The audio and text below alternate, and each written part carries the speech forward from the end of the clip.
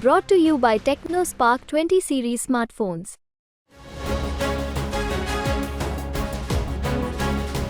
અહેમદભાઈનું પરિવાર કોંગ્રેસને વોટ નહીં આપી શકે.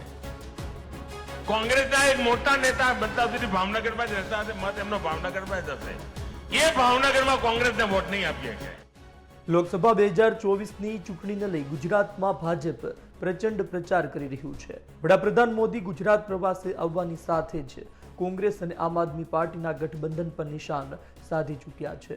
વડાપ્રધાન મોદીએ પોતાના ભાષણમાં એક તીરથી બે નિશાન સાધ્યા હતા. એક તરફ ભરૂચના અહેમદ પટેલને યાદ કર્યા તો બીજી તરફ ભાવનગરમાં પણ કોંગ્રેસની સ્થિતિ દર્શાવી હતી.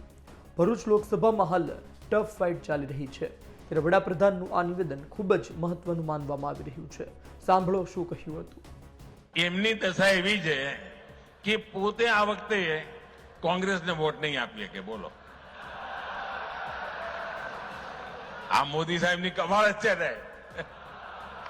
શાહી પરિવાર કોંગ્રેસને વોટ જ નહીં આપી શકે. આ વખતે ત્યાં કોંગ્રેસનો ઉમેદવાર જ નથી.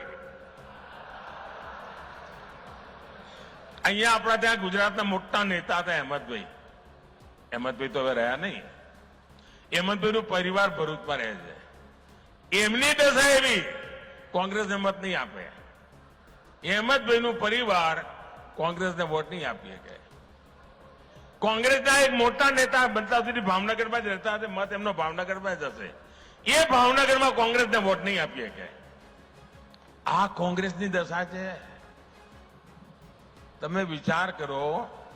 અને આ કોંગ્રેસે સંપૂર્ણપણે જયારે એમનો ચૂંટણી ઢંઢેરો આવ્યો ને, ત્યારે મેં કહ્યું હતું આ મુસ્લિમ લીગની છાપ છે આમાં. અને એક પછી એક પાના ખોલવા માંડ્યા છે. હવે એમણે માઓવાદી ઘોષણાઓ કરવા માંડી છે, નક્સલવાદી. એમણે કહ્યું છે હવે એમણે પાર્ટી તો બરબાદ કરી, હવે હું તો મર્યો તને મારું, એ મૂડમાં દેશને બરબાદ કરવા નીકળ્યા છે. વડાપ્રધાન નરેન્દ્ર મોદીનું નિવેદન હાલ ખૂબ જ વાયરલ થઈ રહ્યું છે. વડાપ્રધાને કોંગ્રેસ પર સીધા પ્રહાર કર્યા હતા. ભરૂચ અને ભાવનગરમાં ઇન્ડિયા ગઠબંધન જોવા મળી રહ્યું છે. કોંગ્રેસ અને આમ આદમી પાર્ટી સાથે મળી લડી રહ્યા છે. ભરૂચમાં મુમતાઝ પટેલની નારાજગી વચ્ચે ચૈતર વસાવાને ઉમેદવાર જાહેર કરવામાં આવ્યા, જ્યારે ભાવનગરમાં ઉમેશ મકવાણા ગઠબંધનના ઉમેદવાર છે. મહત્વપૂર્ણ વાત છે કે શક્તિસિંહ પણ ભાવનગરના જ છે. ત્યારે વડાપ્રધાનનું આ નિવેદન મુમતાઝ પટેલ અને શક્તિસિંહ ગોહિલને લઈ જોવામાં આવી રહ્યું છે. બ્યુરો રિપોર્ટ, ગુજરાત તક.